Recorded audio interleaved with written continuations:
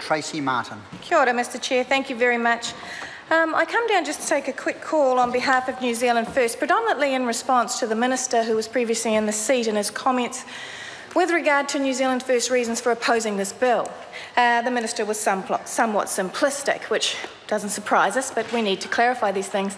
So the Minister suggested that the reason why New Zealand First opposes this bill is merely because New Zealand First opposes immigration, which of course is not correct. New Zealand First strongly has actually, I think the Minister articulated in it his contribution at that time, New Zealand First believes in putting New Zealanders first. Not a difficult concept, that's the concept upon which our name is founded.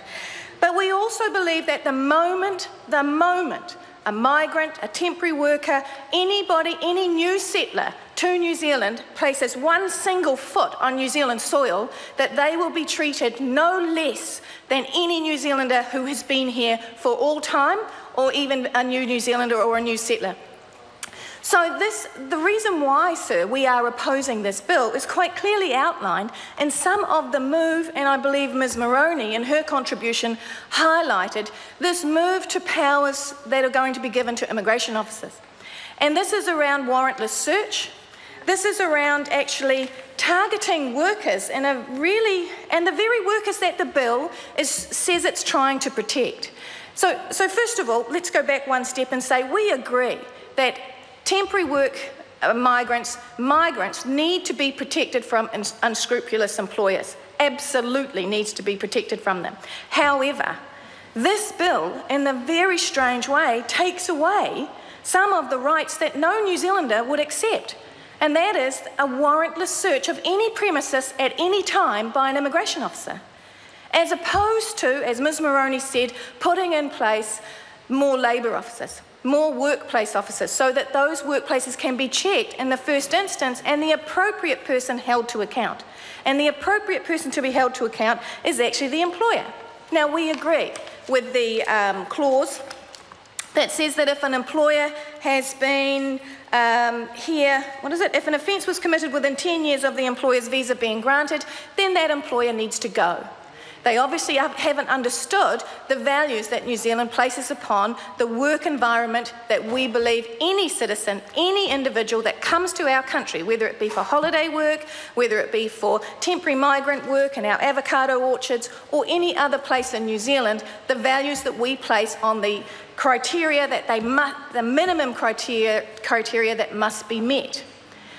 But unfortunately, there is no clauses in here, actually the exact opposite will take place with regard to encouraging these people to come forward and report. And surely that is exactly what we need to be putting into place.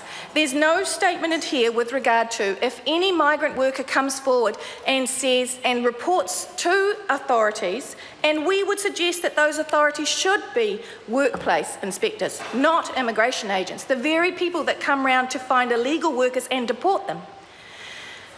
We would suggest that there should be a criteria in here that gives some protection for whistleblowers. And we're prepared to go forward to say that it needs to be proven, that the case needs to be proven, so that if the whistleblower makes an allegation and it is proven in the courts, then that individual gains protection. And perhaps it might just be 6 months protection while they seek another employment opportunity. But nothing in this bill will encourage those workers to come forward. Nothing in this bill would suggest to those workers that New Zealand is actually trying to protect them. Nothing in this bill. And there has been the case, I think the other thing that's probably important, sir, is that there has been the case where New Zealanders who are born New Zealanders have been taking advantage of migrant workers. And at this stage, we've raised the penalties a little bit, but not enough. And again, nothing to encourage those workers to come out and report those environments. I think I want to also pick up on the fact that Mr Goff just made with regard to the levy being changed to a tax. And it's an uncomfortable feeling. We have had a tax on foreigners previously in this nation. It's an uncomfortable place to be. And I find it ironic that it's New Zealand First member who's going to stand up and say that it smacks of the poll tax. These levies were there for a purpose, and it should not be seen as another cost to try and buy your way into New Zealand. They are there for, they should be collected for, Mr. Chair? Tracy Martin. They should be there for a specific purpose, and the government should be able to show where those funds will go. An example would be the ESOL levy that you can actually pay to come into New Zealand should you not meet the English language criteria. It's, I'm going to go back to my memory now. I think it's between $1,200 and $1,500 when you come in, that if you do not meet the English speaking criteria, you can pay this levy to TEC for a prepaid certificate, and it's trackable. That's what the levies are supposed to be for. This should not be a tax on a person merely because they are a foreign worker. This should not be a tax on a person merely because they are coming to take a temporary workplace. So I wanted to be very, very clear, because the Minister made it very simplistic. New Zealand First is not standing here and opposing this bill because we don't believe that migrant workers and temporary visa workers should be treated any less than any other New Zealand citizen or any other New Zealand resident or New Zealand worker.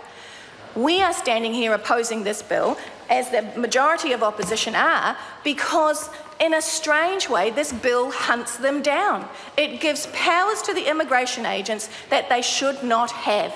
People should not be able to do warrantless search in this way.